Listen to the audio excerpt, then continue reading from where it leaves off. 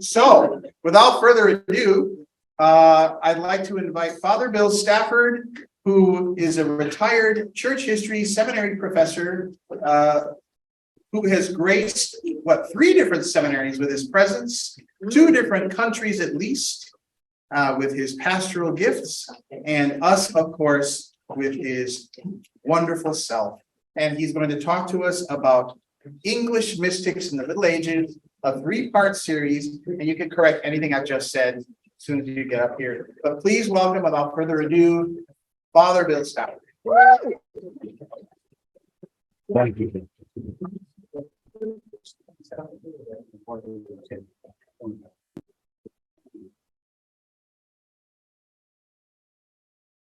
First, I want to start off by saying what I think the word mystic means, because it can mean so many different things to so many different people.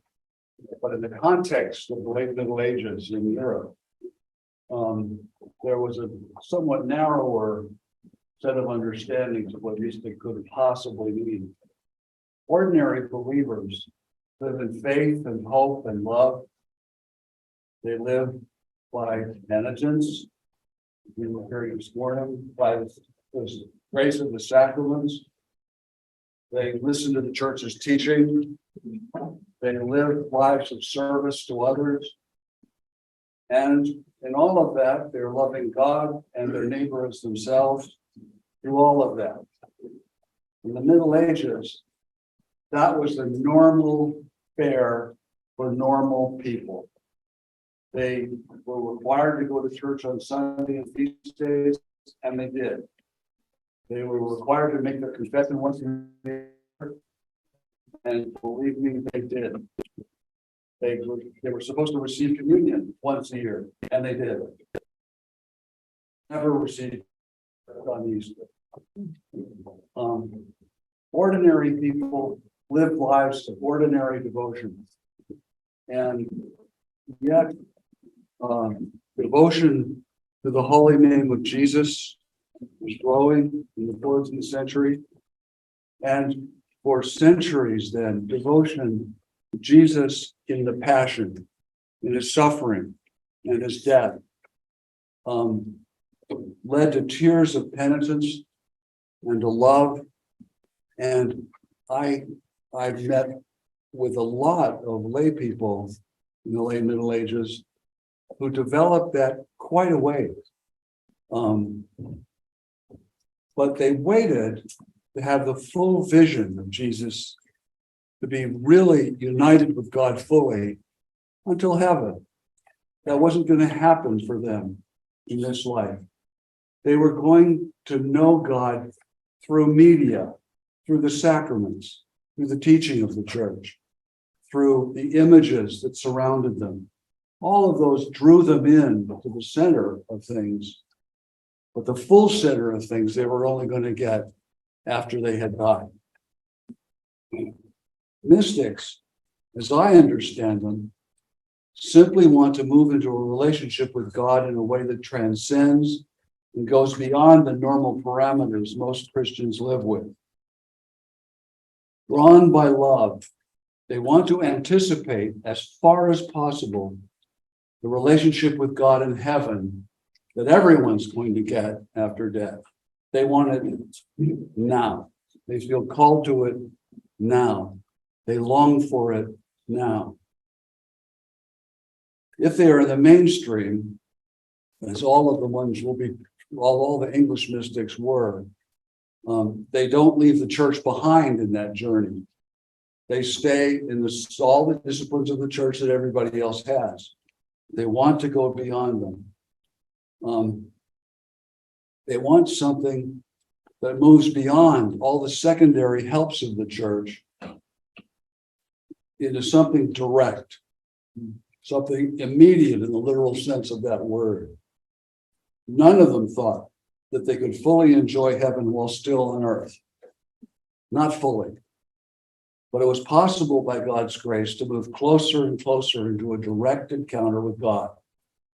So these are the upper reaches of prayer that people knew about and valued and supported but couldn't all and did not all follow the whole way. It just wasn't going to be possible if you had acres to plow and a lot of wool to weave. Richard Rolle today is the mystic we're going to be talking about. He died in 1349, maybe of the bubonic plague, that horrible 2-year plague in England that killed between 1/3 and 1/2 of the population of the entire country. And he did die that year. It's not certain that that's how he died. By far, he was the most popular religious writer of the late Middle Ages in England. Richard Rolle was a hermit. Most medieval spiritual guides agree that the best chance to move into a mystical relationship like that was to become a full-time contemplative. Most Christians lived in the world, and that brought demands and temptations and constant distractions, and could not normally focus on the depth and extent of prayer that was necessary. They just couldn't. They had duties. They weren't free to do it. Many men and women chose another form of the active life, to go into monasteries with its intensive liturgical prayer and many duties. But there were a lot of jobs in those monasteries for the men and the women, plenty of distractions there too, living in a complex institution and living in communities by the 14th century that weren't giving themselves to the mystical life, that were there chiefly for liturgical prayer, done in its fullest and most glorious extent. So the monks and nuns had no solitude and little time to do that, when the mystics and the people they chiefly wrote for were, not all, but chiefly wrote for, if they had been in monastic life, normally they left it to something more solitary, something more like Richard Rolle being a hermit. To be a contemplative took long stretches of solitude by the 14th century. That was the normal role of hermits and anchorites. Hundreds of women over the high and late Middle Ages became anchorites. Most of Richard Rolle's writing was addressed to various anchorites, especially to one named Margaret. Those women petitioned the bishop to be able to live in a room attached to a parish church with some way in that room of seeing the high altar so that they could see the host, the precious body of Christ, elevated high during Mass. And with the bishop's permission, they were enclosed in that room, never to leave until death. So they were solitaries. They did have a door, obviously, and could interact with visitors and peoples who supported and cared for them. They often served as spiritual guides. One anchorite we'll be looking at 2 weeks from now, Julian of Norwich, was such a person and was serving as a spiritual guide. But at least at first, most of them needed spiritual guidance themselves. Richard Rolle was not an anchorite, he was a hermit. And they were different. The hermits were virtually all men. They had a license from the bishop to live in solitude with a patron or with the charitable forms of labor to provide for their living. For example, lots of hermits in England were in charge of keeping roads and bridges intact. And when people crossed a bridge that was manned by a hermit, they gave the hermit a little offering in exchange for the hermit. Richard, however, lived in circumstances somehow, probably supported by some kind of noble family, that allowed him to be a full-time contemplative. His early life is obscure. He was not from a wealthy family himself. that somehow found a way, probably through the charity of a local noble, to get a basic education, learning Latin, and then spend several years of study in Oxford. He left before he earned a degree there. From his writing, we know that he was disgusted by the careerism of the clergy there, all of them studying to get high places in the church's life and live easy lives. And he was put off by the scholastic philosophy that was the gateway to theological study. He thought that debating totally obscure philosophical problems was a dangerous distraction from the love of Jesus. He did not attack the use of the intellect, but it was not his interest. His own love for Christ had grown and grown. He was called to the contemplative life, and that was not compatible with being in Oxford. In a set of very interesting circumstances, he declared himself to be a hermit in a thoroughly eccentric way, without any permission from the bishop, who was supposed to make sure that hermits had a way to live and not end up coming to the bishop for financial aid. And the bishop would formally admit you to the status of being a hermit. Well, Rolle never did that. He was just a hermit on his own. He started out by getting his sister to bring him a gray tunic and a white tunic. He took off his clothes, he put on the white tunic, he tore the sleeves off the gray tunic and put it over his head so that he would look like a hermit without anybody ever having clothed him with the proper vestments. His sister was grossed out by that. But that was sort of the way in which he leapt into that life. Rolle never seemed to care very much about rules and regulations. During his life, he was probably provided for by one or more local noble households. After grammar school at Oxford, Rolle was reasonably learned. He was very fluent in Latin, but early on, his writing included much in English, in English that's hard for us to read, Middle English. As far as we know, the first spiritual writer to use that language, accessible to lay people, as well as to anchorites who might have little or no Latin. And Rolle's works, far beyond his expectations, were copied and sent out to anybody who was literate, who could afford to buy them. He didn't make any money off them. But finally, when the printing press came into being, they were turning out copies of Rolle's works. And one of the most popular things still to read, right up until the death of Henry VIII and an onset of the English Reformation, which put a stop to all of that for some centuries. His English was accessible, therefore, to ordinary people, and those who could read ate it up, and those who couldn't read hung out with people who could, so they'd read out loud to them. That's the way things got diffused in the late Middle Ages.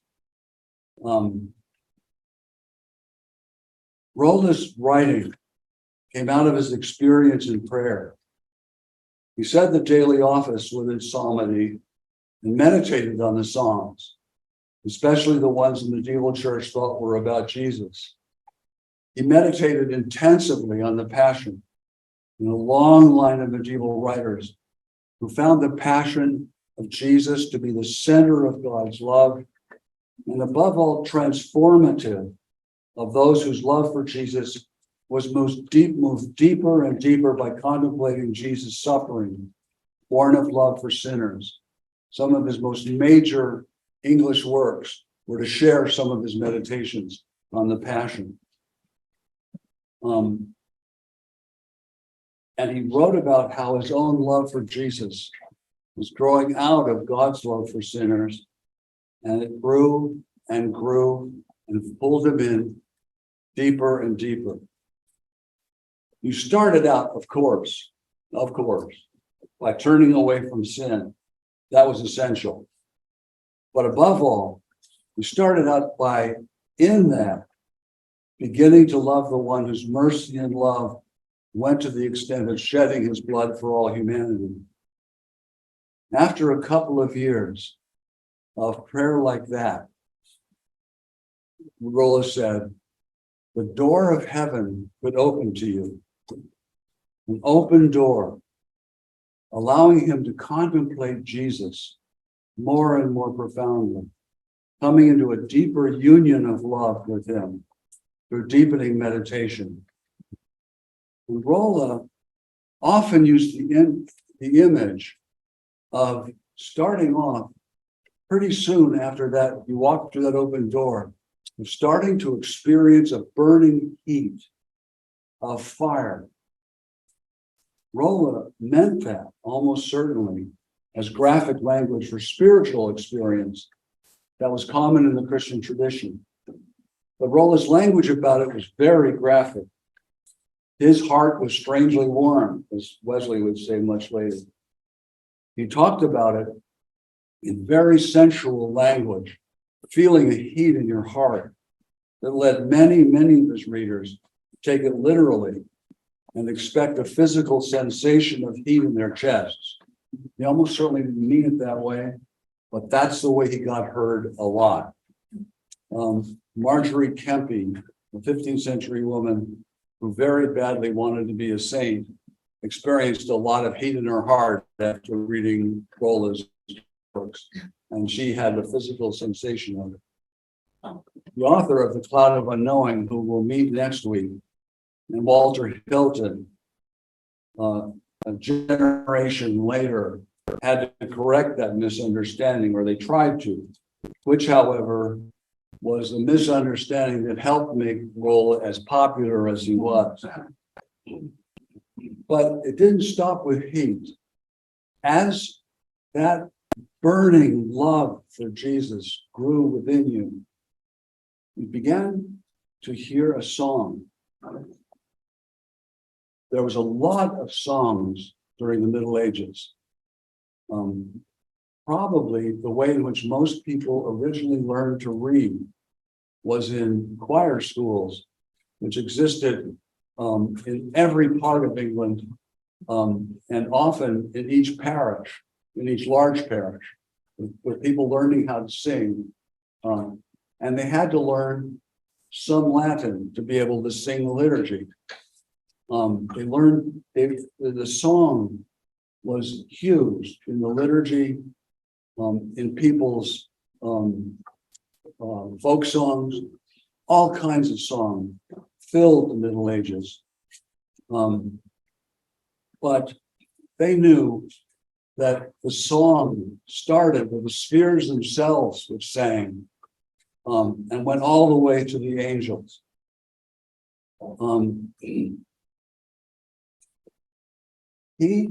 Rolle, he liked to write lyrics, probably that he sang. But that was because he was starting to share in the song of the angels themselves.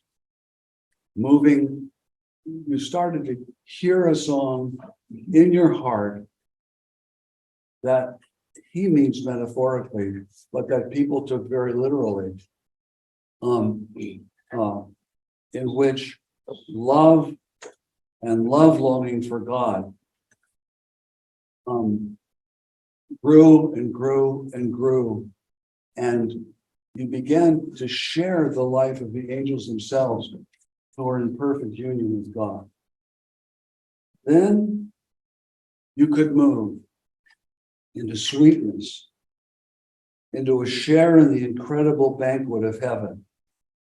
Sweetness was sort of the final stage. Not a sweetness you could taste with your mouth, though again, it was understood that way pretty widely. But the issue of the image of a banquet in heaven is, in the kingdom of God, is very common in the New Testament. And in Jesus' own preaching, and it was taken up in medieval ways to understand what heaven was going to be like. For example, I want to read from Rosamund Allen's wonderful introduction to this volume in this volume of Rolle's works. What he was aiming at.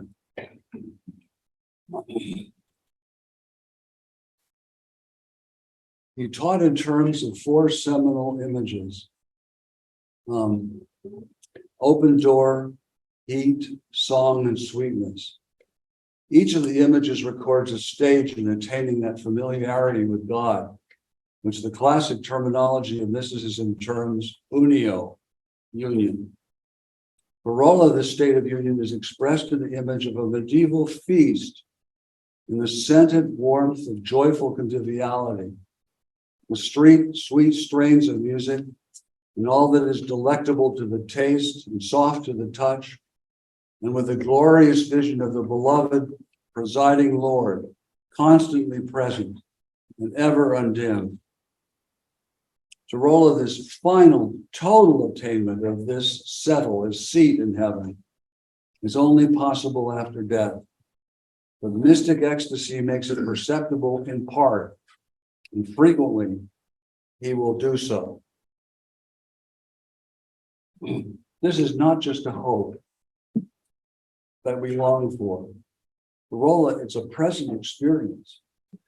It's something that he is in touch with immediately, personally, in his heart, in the fire of love, through the open door, in the song and in the sweetness.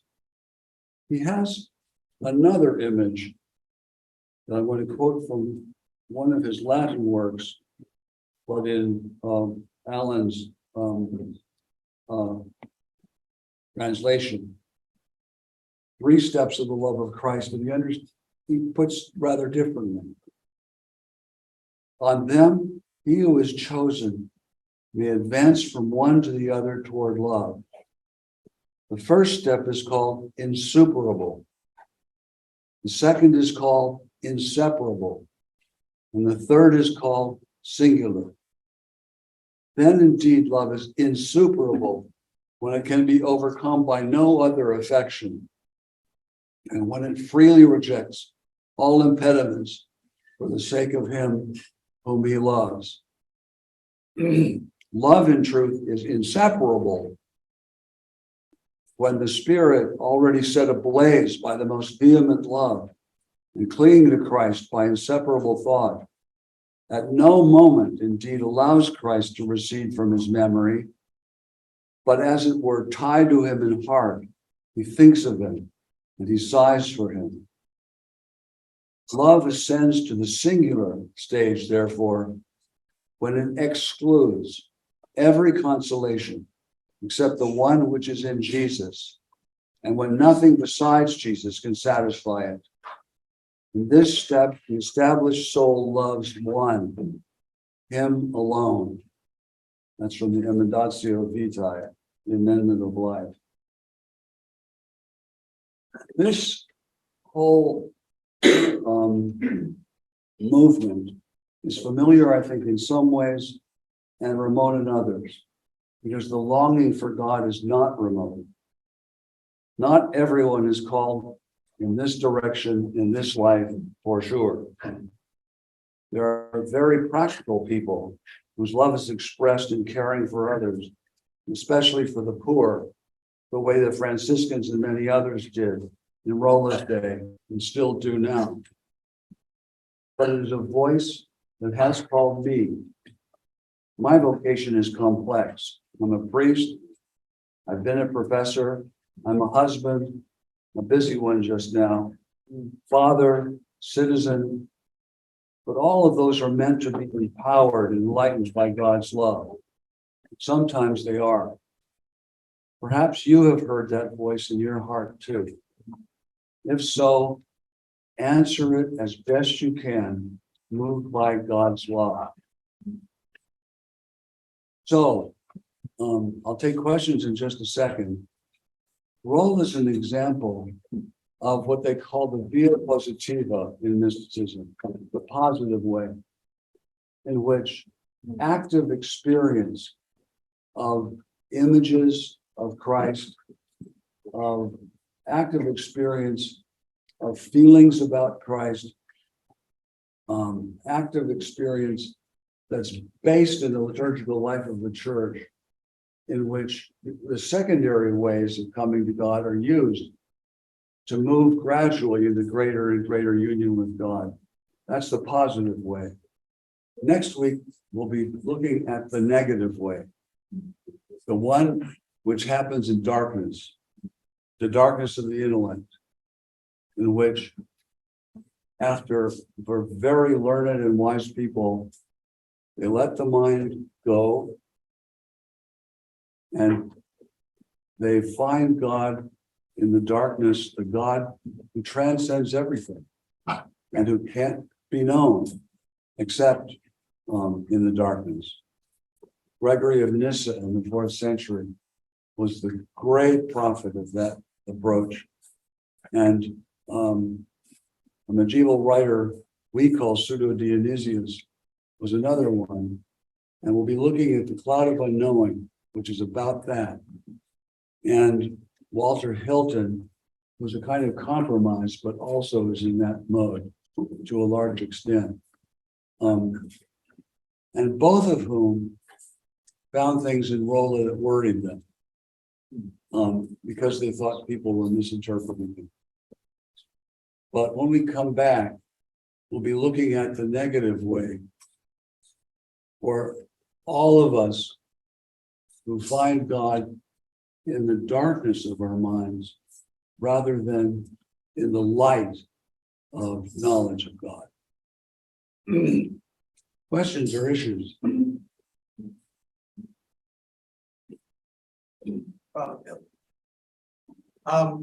I might have missed it, but it's Rolle, Rolle. Richard Rolle? Yes. So did he put forth any sort of method for how to do this process? Or, I mean, he talks about 3 steps, but I know a little bit about like Saint Teresa of Avila and like those steps towards like kind of loss of self. Did he have like start by quieting yourself, put on some music? Or was he an instructor at all? Was he just a hermit that said and wrote some stuff that inspired people? Mostly wrote for people who were fairly long in meditation already. Excuse me, androids in particular. I've got some water here. It's not needed. Excuse me. To the microphone. No. Sorry about that. That wasn't very bright of me, was it? So he was kind of writing for people who were in the graduate school of prayer, who'd done their college degrees, who knew everything, how to do it, and who were moving deeply into this meditation. But it was basically saying, there's more there. There's something deeper there. And if you are called into it, follow it. Rolle himself was a layperson. He was never a vowed hermit because he never encountered a bishop who admitted him. He wasn't a priest. He was just someone who spent his time praying, loving, and writing for people who wanted to pray and love. And that was his whole life.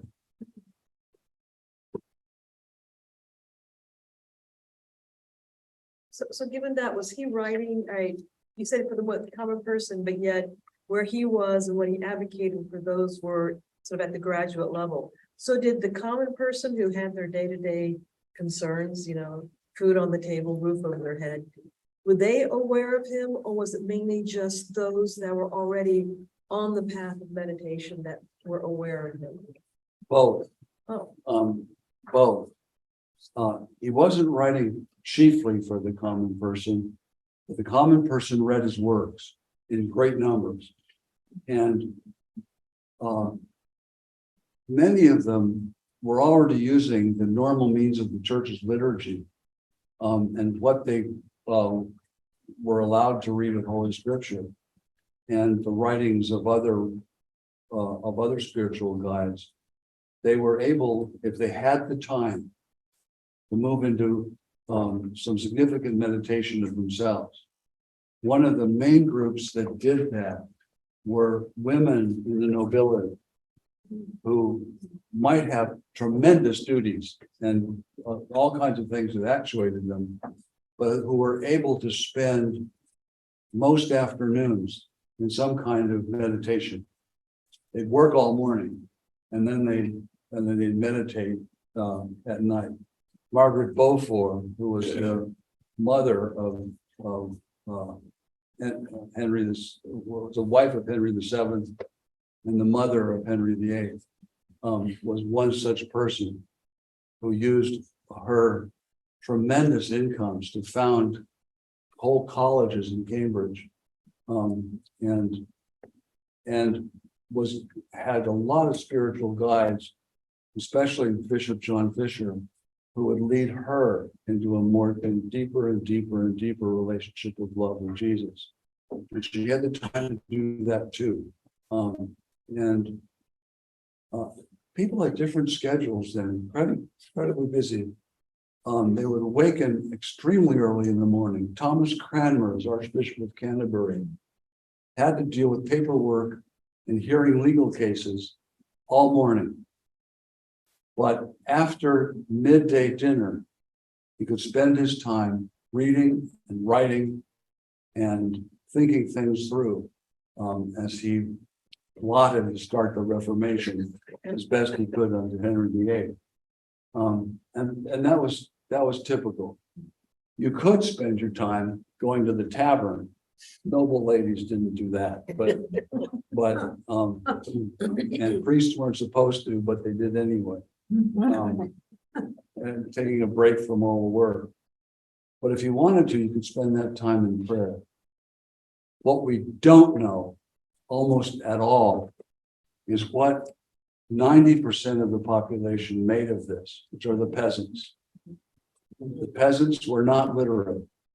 They left no written records behind them. We do not know what was going on in their hearts and minds at all. They had to go to church the same way everybody else. They were under the same disciplines of life as everybody else in church. But what they made of that, God knows. I don't. But what middle class people who were literate and who could leave some things behind them, they leave their libraries behind them, among other things. That's how we know Rolle's influence went as far as it did and as deep as it did.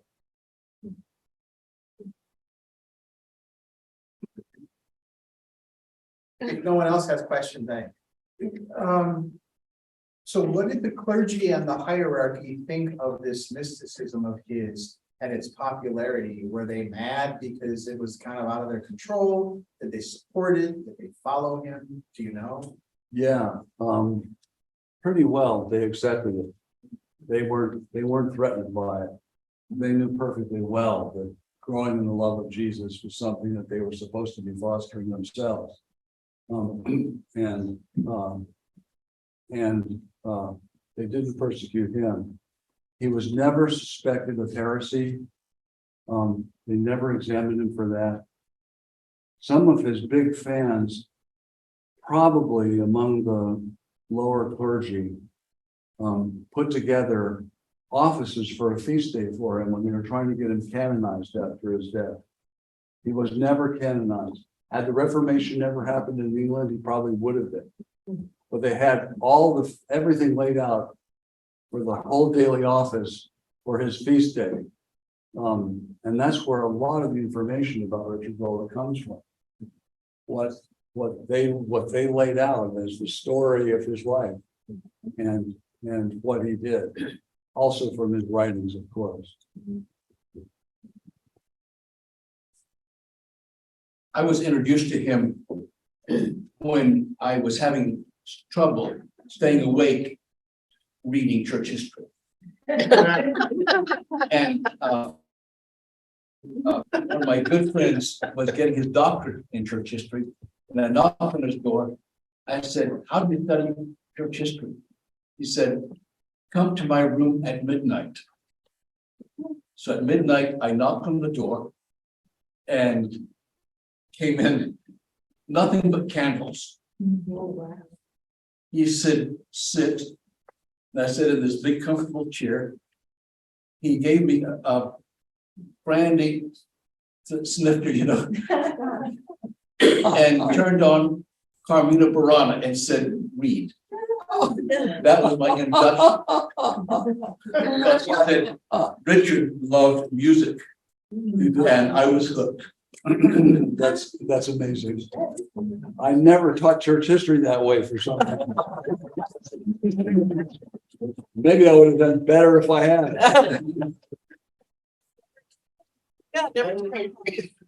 Well, probably not enough brandy here to go around. But we all have candles. Well, thanks. Those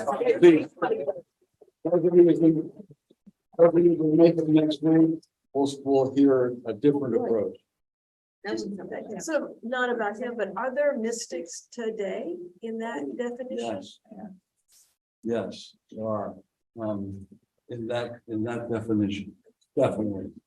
And there's many people who are moving,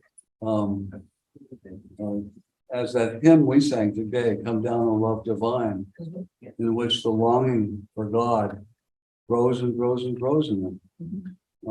And sometimes they're not helped to know what to do with that. Oh, wow. And Richard Rolle tried to help people know what to do with that, even when their parish priest couldn't tell them. I've been asked to, pose a question by my stepdaughter. I have no knowledge of it, but she was familiar with the character, and I don't know if she would be in this class of individual, but there is someone called Hildegard of Bingen. Bingen. Hildegard of Bingen. Okay. But she, at one time, I think was researching that, and she did a performance in the church, actually, because she was into modern dance. So Hildegard of Bingen was one of the great geniuses of the 13th century. She was German, not English, though her works were read in England too. She was the abbess of a large Benedictine convent and was stunningly brilliant, totally fluent in Latin, and tough with the hierarchy when they got in her way. She wrote a lot of theology, and she also wrote a lot of music. Music which has survived, which can be sung now, and is sung now in special concerts. She wrote poetry. I mean, she had a lot of ideas about architecture. She was an extraordinary kind of Leonardo da Vinci sort of person in her time. Got in big trouble as women were suspected of always being crazy or heretical or something like that. Part of the conditions the hierarchy put her under was that her convent wasn't allowed to sing anything. And she wrote one of the most eloquent letters of protest against that and said, we have to sing. It's not optional. That is this way in which we communicate with God and God with us, and we are not going to give it up no matter what you say. And there was nothing the bishop could do about it. She got her way. So she was extraordinary. Okay, thank you. Thank you. Thank you.